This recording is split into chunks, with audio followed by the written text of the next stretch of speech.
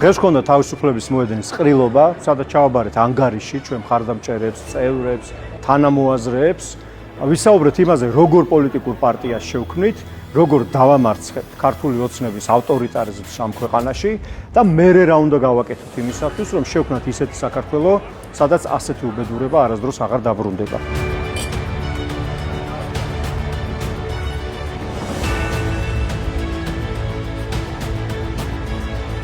თავისუფლების მოედნის ერთ-ერთი მთავარი ამბიცია არის ის, რომ პოლიტიკას აღვდგინოთ ის მინიმალური სტანდარტი, რომელიც მას უნდა ჰქონდეს, რომ პოლიტიკა იყოს შესაძლებლის ხელოვნება კარგი საქმეების საკეთებლად ამ ქვეყანაში.